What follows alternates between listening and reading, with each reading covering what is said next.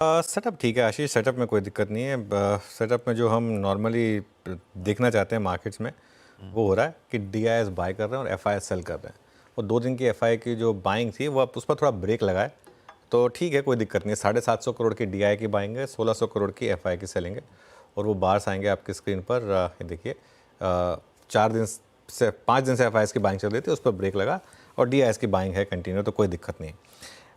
Index futures में 332 करोड़ की buying है और स्टॉक फ्यूचर्स में एफआईआई की तरफ से स्टॉक फ्यूचर्स में 4200 करोड़ की सेलिंग है। ये इंटरेस्टिंग है क्योंकि विद इन इंडेक्स फ्यूचर्स अब एक चीज़ बहुत क्लियर हो गई है, बैंक निफ्टी पर फोकस है।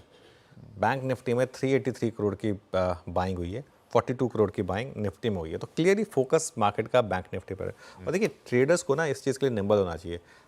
7-8 दिन तक पहले तक की क्या कमेंट्री थी, निफ्टी पर फोकस, बैंक निफ्टी छोड़ दीजिए। उसके बाद से जब निफ्टी में मूव आया था एक्सपायरी वाला, उसके बाद से फोकस बैंक निफ्टी पर, क्या बैंक निफ्टी पर फोकस करिए। तो खैर एनीवे आप ट्रेंड देखिए, आप एफआईआईएस का इंडेक्स फ्यूचर्स में 3-4 दिन से बाइंग है। 2500 करोड़, 1300 करोड़, 300 करोड़। और कल भी एक चीज़ जो आपको क्लियरली स्क्रीन पर दिखाई देगी, आपके लॉन्ग ऐड हुए, थोड़े से ज़्यादा नहीं, 1000 लॉन्ग ऐड हुए, लेकिन 3000 शॉर्ट कल कम हो गए सिस्टम में।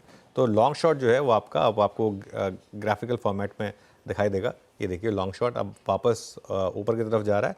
और अगर आप उसको टेबल के फॉर्मेट में देखेंगे तो अब हम वापस 68% ऑलमोस्ट नेट लॉन्ग पर आ गए हैं। 2,13,000 कॉन्ट्रैक्ट लॉन्ग साइड पर आ चुके हैं, तो ठीक है सेटअप। लॉन्ग शॉट की जहाँ तक बात है, कल सिंजीन और डिक्सन टेक, ये 2 स्टॉक्स हैं जहाँ पर लॉन्ग बने। खासतौर से ये आंकड़ा छोड़ देते हैं, इसमें कुछ है नहीं। सिंजीन और डिक्सन टेक में लॉन्ग बने कल, और शॉर्ट बने एलआईसी हाउसिंग और बिरला सॉफ्ट में। एलआईसी हाउसिंग तो इनफैक्ट बैन में भी आ गया। भेल और हिंडाल्को में शॉर्ट कवरिंग हुई, और लीवर और बजाज फिनसर्व में लॉन्ग अनवाइंडिंग हुई।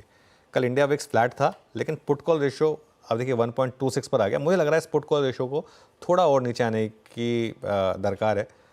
1.4 तक जो पहुंच गया था, 1.26 पर तो आ गया, और 1.1 1.05 तक शायद आ सकता है। थोड़ी प्रॉफिट बुकिंग और हो सकती है हायर लेवल पर।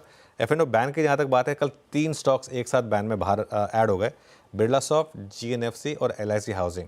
कल दोपहर तक लग रहा था कि बंधन बैंक से बाहर हो जाएगा, लेकिन हुआ नहीं। तो इसके लिए अब बैन का आंकड़ा जो है वो एक्चुअली काफ़ी बड़ा बन गया, फिर से बहुत सारे स्टॉक्स बैन में ऐड हो गए हैं। तो ये भी एक रीज़न है जिसकी वजह से मैं ये मान रहा हूँ कि अब आपको इस समय फ्रेश लॉन्ग के बारे में नहीं सोचना चाहिए, अपने एग्जिस्टिंग पोजीशंस को ही संभालने की ज़रूरत है इस समय। नहीं, बिल्कुल ठीक है।